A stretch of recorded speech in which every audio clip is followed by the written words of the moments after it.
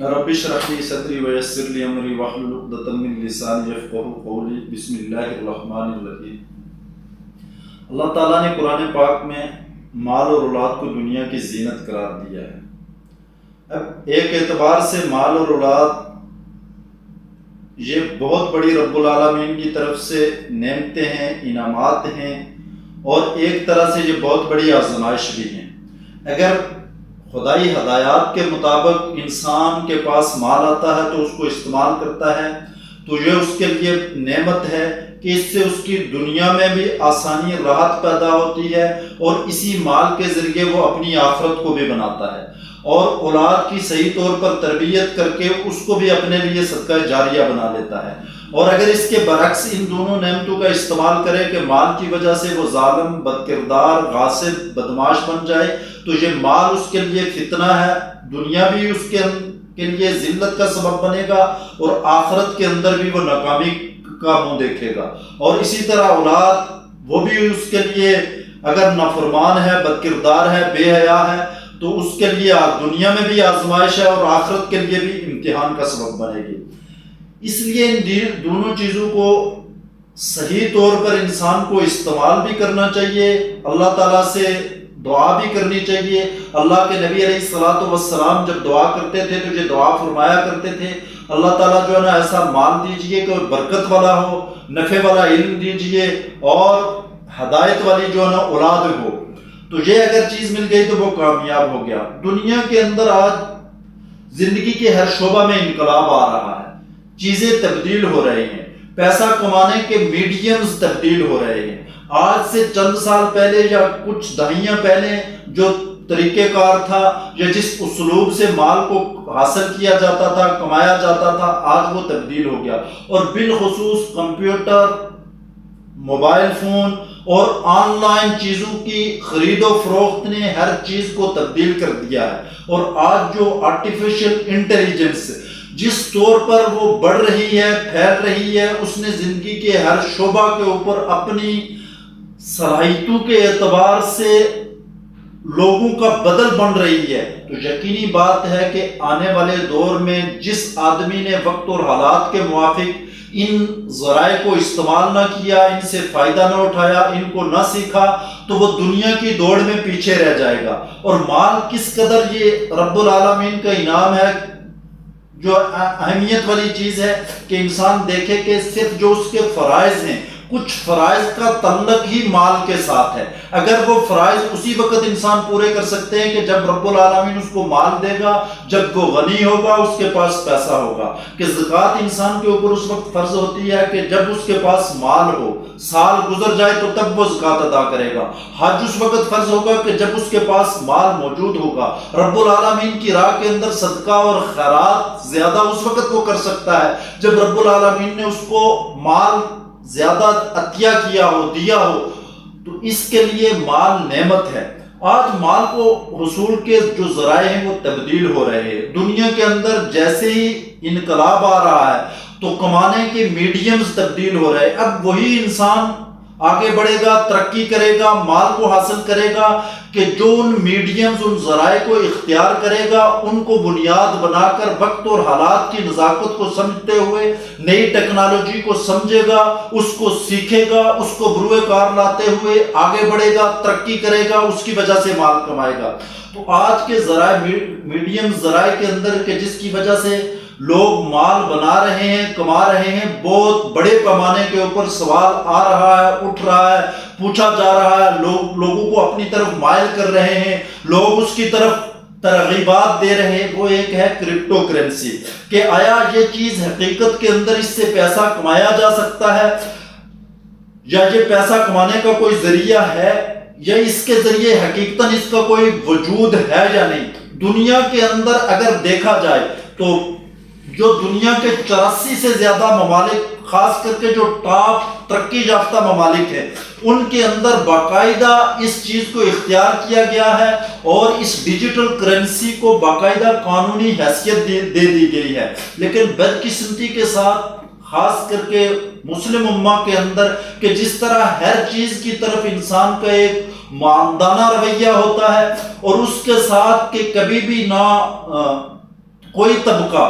نہ دینی طبقہ اس کے متعلق کوئی آخری فیصلہ کرتا ہے اور نہ وہاں کی حکومتیں کوئی آخری، اور اسی چیز کے اندر 20 25 50 سال گزر جاتے ہیں، وہاں مغرب اتنا آگے چلا جاتا ہے اور ہم نئے سرے سے وہاں دوڑ شروع کر دیتے ہیں۔ تو یہی حالت آج کرپٹو کرنسی کے متعلق ہے۔ بٹ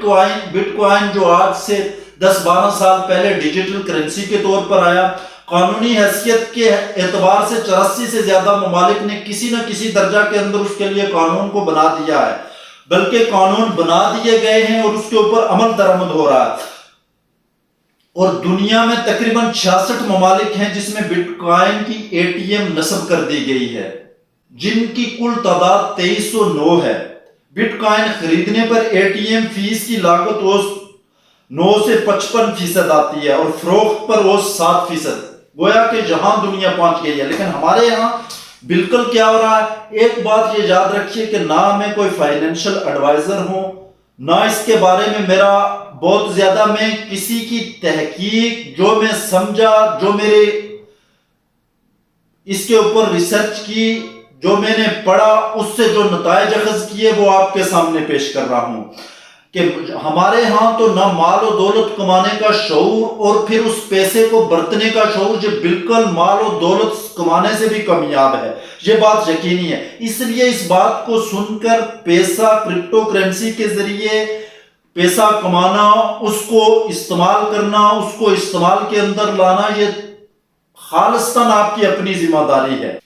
اور نہ میرا کسی ایسی کمپنی یا ایسے ادارے کے ساتھ تعلق ہے کہ میں اس کا کوئی حصہ ہوں، میں اس کو پروموٹ کر رہا ہوں۔ یہ خالصتاً میں ڈاکٹر ذیشان عثمانی جو ایک ڈیٹا سائنٹسٹ ہیں، ان کی لاجواب ریسرچ ہے، میں ان کی باتوں کو بنیاد بنا کر، ان کے اخذ کیے ہوئے نتائج کو بنیاد بنا کر آپ کے سامنے پیش کر رہا ہوں۔ جبکہ پاکستان کے اندر یہ بات یاد رکھیے کہ کرپٹو کرنسی کی کوئی قانونی حیثیت نہیں، اسٹیٹ بینک نے بالکل اس کو لیگل طور پر تسلیم نہیں کیا ہوا ہے، معاشی اداروں اور بینکوں نے اس سے دور لینے کا مشورہ دیا ہوا، مگر اس کی خرید و فروخت جائز ہے؟ کیا کوئی شخص نفع و نقصان سمجھتے ہوئے اس کو ذخیرہ کر سکتا ہے؟ اس بات پر ہمارے اداروں کے پاس کوئی جواب نہیں ہے۔ شاید جب تک دنیا اس فیلڈ میں ہم سے 50 سال آگے نکل جائے اور 3D پرنٹرز کی طرح ممنوعات میں ہم اس کو شامل رکھیں گے، اللہ تعالیٰ سے دعا ہے کہ ہمارے ارباب اختیار اس کے بارے میں کوئی